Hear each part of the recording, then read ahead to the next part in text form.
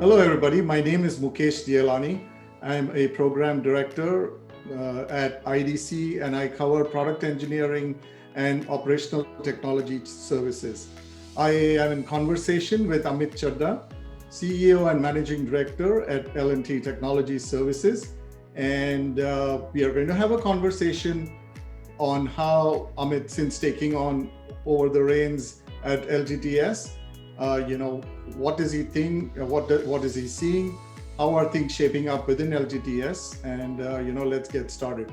So if I look at the engineering services market, it's at an inflection point. I mean, in my opinion, and if I look at various factors, you're seeing a lot more large deals. You're seeing a lot of M&A activity happening. We are seeing, in spite of COVID, maybe there was a little bit of blip for one quarter, but we are seeing sustained growth rate that is combined with strong skills and experience of engineering service providers, that enables them to influence or support a customer's product and operations agenda. And based on all of this, my research and experience tells me that this market has a solid future, right? And so what is your opinion on the growth and the direction that you expect this market to take? Sure. So there are two parts to this, Mukesh, if I may. Mukesh, if we look at 2009 to 2012-14, there was a lot of frugal innovation. There was a lot of developing economies like developed economies like China and others coming up, but people are developing products for that market. So that period was 2009 to 2012 odd is what I would think. 12 to about 15, 17, 18, you saw people spending money for developed economies. So there were products being launched for developing economies or developed economies, if I may. 2018 onwards, we've seen a shift towards digital, right? And that could be in form of POCs, proof of concepts in digital manufacturing. It could be enabling digitization of products, remote monitoring, avoiding truck rolls, right? All that. If I look now and I look what COVID has created and I go forward the next at least 24, if not 36 months, there are 5 or 6 trends that we are seeing very prevalent in the industry, right? Okay. One, I believe that climate change, climate action, and emanating from that, the drive towards more responsible behaviors around consumption of energy and raw material will drive behaviors. So you will see a lot more. So we are seeing spends in electric vehicles, right? Be it cars, be it even boats, right? And be it off-highway equipment, etc., etc. We will see we're seeing a lot more green energy discussions around solar and wind and all that. But you'll also start seeing a lot more around material, more responsible choices towards material, zero liquid discharge. So one entire new way of thinking of being more responsible from a raw material consumption standpoint is going to drive behaviors. And that will mean new products, that will mean a changing of processes, etc. Right? Number 2 is absenteeism in the workforce because of the COVID environment, plus the general lack of skills in a particular area, in a particular geography or city or location is reality, right? And therefore, you're seeing a lot more spends on digital twin on the shop floor. Right. Giving examples, right? Telecom companies are coming back and saying, I don't want, or even your Comcast and others are coming back and saying, Comcast is not a customer. I'm just saying, people like that, right? The Dish Network, directly, they're coming back and saying, don't want to dispatch a technician. See if I can get it done without dispatching somebody. Right? People are talking about instead of getting 10 people on the floor, can I still run the factory with 5 on the floor? Right? So there's a lot more spend happening around enabling doing more with less interaction, right? So that's number 2. That's driving that, and could be anything. Could be absenteeism, could be others, etc. Third, what COVID has taught us is local supply chains, right? And my younger one got into a college in Virginia, got into a college in the West Coast, and pre-COVID, I wouldn't have bothered. I would have sent him without a heartbeat. Right? I was like, it doesn't matter. But I'm worried. I'm worried because I don't know when he gets there, when will it go into lockdown, what's going to happen. It's become very micro, if I may, where even cities lock down to save themselves. So that's manifesting itself in if I may, in our world around localized supply chains. Right. So we are seeing the building up of micro factories, mini factories rather than mega factories and supply chains, and that again will have a bearing in terms of decision making, spending, etc. Right. The fourth one that will play out, or we're seeing it in our own company, seeing in other places, is the advent of telemedicine, remote diagnostics, and home health care. Right. This will again be huge spend areas, each one of these in themselves. Right. And finally, 5G. And I do believe that is here to stay. A lot of us have not seen the spend still. They still have to come, the huge amount of spending. But I believe that these 4 or 5 trends bode well from a spend standpoint. It's only that do people see the ROI for it just yet, or will they see the ROI for it tomorrow? It's not the question of if, it's the question of when. Right. Yeah. I'm glad you brought up all of these issues. For example, if we talk about supply chain, in some scenarios, it may not be easy to, change course overnight. But to your point, those considerations are setting in place. And I think many customers I've seen other situations as well, where you have a plan B in place. In pre-COVID, there was no plan B in place, or, maybe you kind of execute that change in strategy or a new operating model in steps, but eventually it will get to the point that you mentioned. Now, obviously there will be factors such as cost and talent, etc., to consider, but I think given the fact that the kind of disruption we saw, I'm sure this is on top of many clients' agendas as well. So all good stuff. So, one of the things, I'm aware that the 6 focus areas for you today are and you alluded to some of it in your response earlier, is electric, autonomous and connected cars. It is 5G, digital manufacturing, medical technology, and embedded AI, machine learning, and sustainability.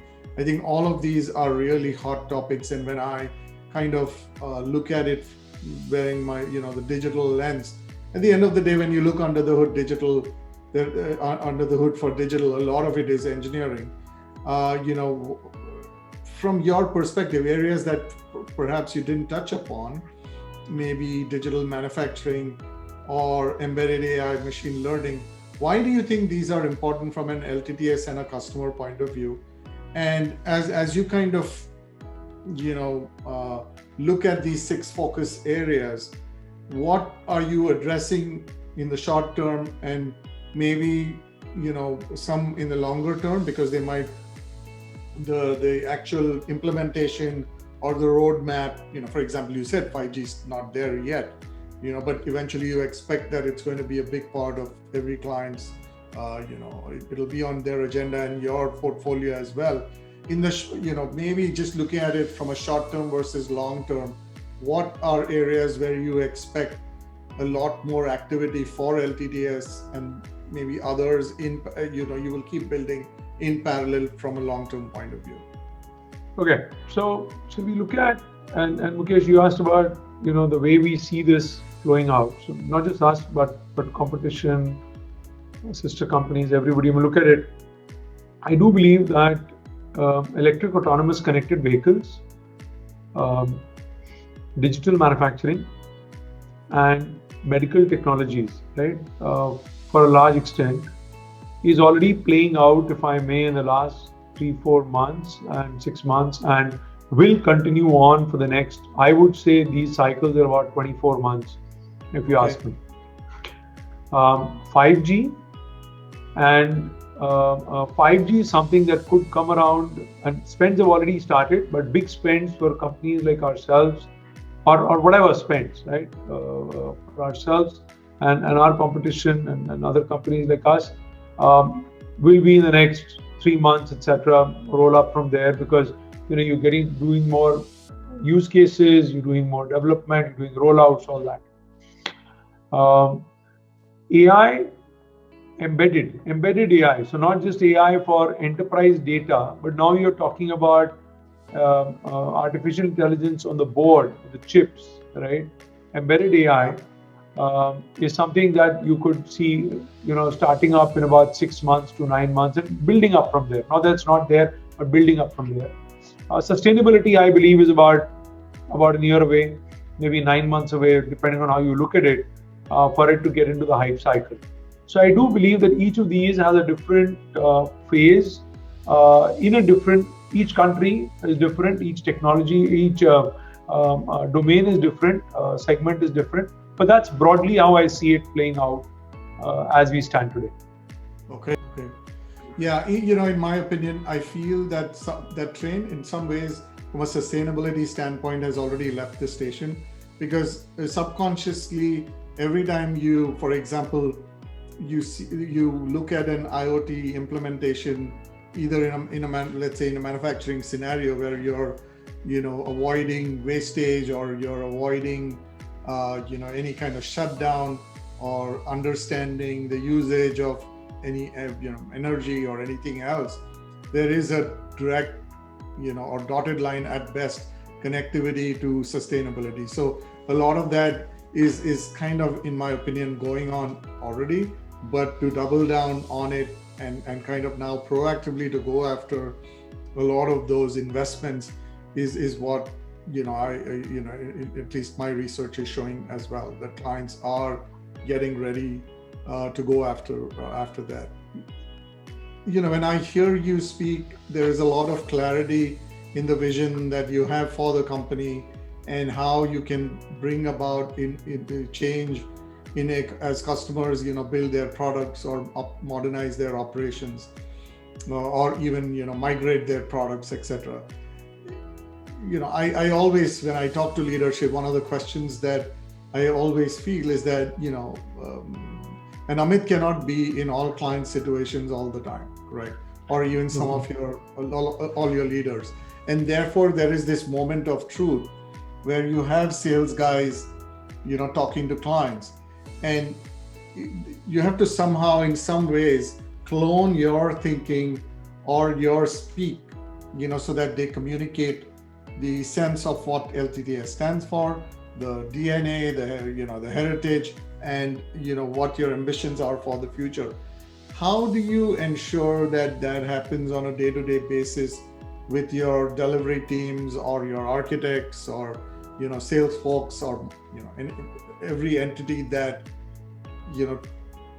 whose sole aim is to make sure that the customer satisfaction is high and there is that delight that you spoke about? I would go back to say that the way we've structured ourselves, right? We've got so before I go to structuring ourselves, I want to go back and say what's the common glue, right? So we work across the organization with a common set of values and beliefs, right? And I can give you a cliche statement, but more than that, I'll say that the behaviors we've been trying to drive across the company have broadly been in the 6 dimensions that I talked about. Okay. We have formalized these 6 dimensions as I took over charge, and they didn't happen to come from me directly. So what we did was this, very interestingly, I used the last year, actually after October of last year, to conduct about 200 interviews of people across the company. I spoke to them about, and I spoke to about, I want to say I spoke to about 60 of the 200, and the remaining were emails that I had sent out to them from myself saying, so as we grow up and we become $1 billion and we look beyond, etc., what do you see we can do better? what should we be looking at? Do we stand for? What is it that the customers are looking? What is it that the employees you lead are looking? You as an employee, what do you look towards the company for? So a lot of that came together. We used the latter part of last calendar year and the initial part of this year to distill all that together and come out with these 6 dimensions. Now we are formalizing this into a framework as we speak, and I do expect, had we not had wave 2, we would have finished the exercise by now. I do expect to finish the exercise in the next 6 months in a more formal statement, etc., that we'll get out. But broadly, these are the 6 dimensions that we're going to hold ourselves accountable for, and our actions, when taken, should be consistent with one of these, right? Okay.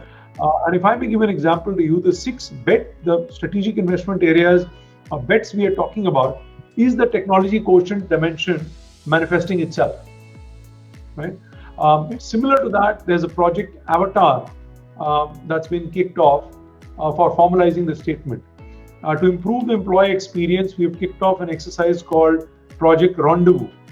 That's being run by business unit leaders across the company.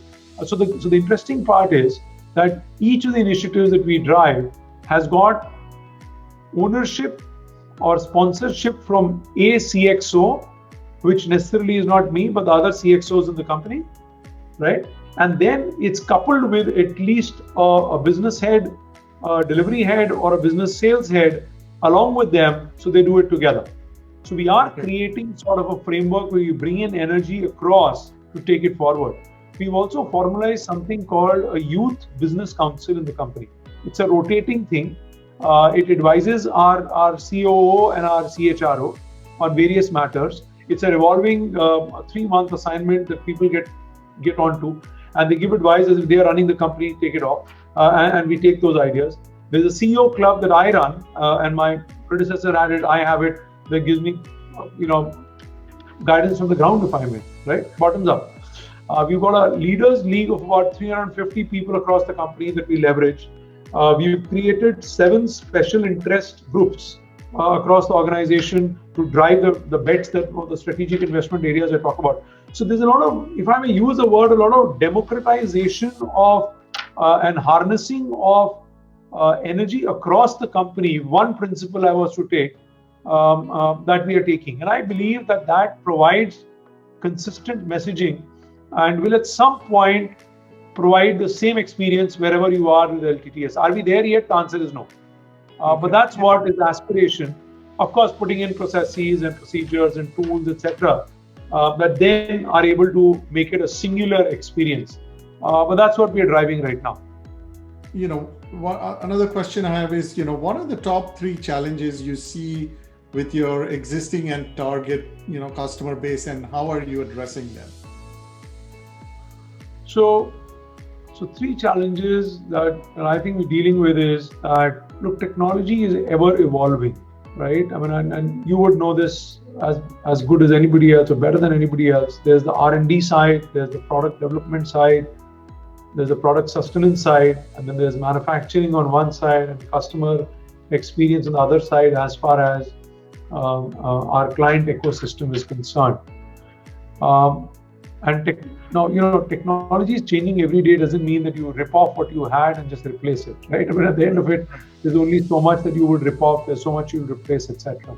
Yeah. So challenge number 1 for somebody like, for a customer of ours and then for us, is how do we stay current with technology, and how do you make sure that you have the right balance of the old and the new, right? So that's number 1. Number 2, what you've seen happen with a number of our customers is the whole thing about the consumer experience, right? If I may. And that is creating a lot of different things. Like, give a simple example. Alexa with Amazon works best on home appliances and light bulbs and stuff like that in the house. Well, people that go to the workforce now are saying, why can't I use Alexa to control machines? Now that comes with a huge amount of liability. You're no longer talking 120 volts, you're talking about 220, 440. You're talking about amperage that you don't have in the house. You're talking about horsepower, much bigger than what you would control in a car. Right. So to make sure that you're able to improve the consumer experience and then have them have the control to be able to make those choices and decisions real time, I do believe is a second challenge that my clients are dealing with, and that is driving a great degree of digitization. Right. And the third challenge, of course, is funds. I mean, I can have a zillion ideas, but I don't have a zillion dollars. Yeah. And that we see the trade-off, right? Should I do this? Should I do that? How soon does it take to get it done? Should I launch a semi-ready product, almost ready product, and then provide upgrades over the air? Or should I wait and gain a little bit of market share with speed? Or should I hold off and actually build a proper product with the entire testing done, everything done, and then go try to grab the market share? These are questions that keep getting asked and that we're dealing with. Lastly, and you said 3, but I will say 4, is this whole remote working. Look, anybody can say we can work remotely, we can deal remotely, etc. But I do believe that there is a certain sanctity to working in the office. I mean, there are some things that require you to be face to face, and that is driving a lot of discussions at the current stage, if I may, with our customers, ourselves on our own, and everybody has a view on this. The 4 things that I see as going forward, or current challenges, if I may. When you look at the new generation engineering talent that's coming into the workforce, either straight out of college or with a couple of years of experience, and with digital taking a firm foothold in this area, they have different aspirations. Their style of working is different. How do you deal with that, or in your opinion, how do you expect them to change when you go about, when I say them, I'm referring to their aspirations, when you go about identifying, training and retraining them, in the process? And we are aware that attrition is something that everybody is monitoring, everybody is looking closely at. So there is a lot of pressure on most service providers to make sure that they get the best of breed talent, and then you hold on to them. In your opinion, what does LTTS bring to the table for these engineers? So if you ask me, right, as to what I feel in terms of how to make sure that we're able to bring people together, I would actually say that we put them, and I agree with you, demographics are shifting. Not just that, we've got clients in the US and Europe, workforce in the US and Europe and Israel and Japan, but there's a large workforce in India as well, very different demographics. And in India, and you will agree with me, India is not one India. I mean, India is one India, but the India in Bangalore to the India in Baroda and Mysore are very different, very different, right? Chennai is different, Mumbai is different. So I look at all that, think, and again, it's easier said than done, right? But I do believe that we can have common goals, right, or frameworks that we address. We have clear responsibilities, right? We need to create the right interpersonal relationships, if I may, and then finally rely on processes to take it forward, is what is key. And you can't, and like I said, zillion ideas, but don't have $1 zillion, right? At the end of it, you're a consulting firm, right? Yeah. So what's most important is to be fairly clear, if I may, around this grip mechanism, And I'm a firm believer. In fact, I wrote a paper many moons ago on managing from the center, or managing from the middle, or managing from the center. And I likened, I said the leader's role is that of the guy who runs the orchestra, right? I mean, it's the conductor, right? It's not command and control so much as leading from the center to be able to bring various parts together in the best of everything. Easier said than done, right? There are days I think it doesn't work. There are days I think it works. Right. But I believe if you ask me from a demographic standpoint, as long as you can be clear on the goals, roles, responsibilities, and processes, and then you build your interpersonal relationships over a period of time, is what I think works. We've seen that fairly effective at senior levels, at levels where people have been there with us for more than 2 years, 3 years. They've seen us go through it, but it's something that has to be worked on.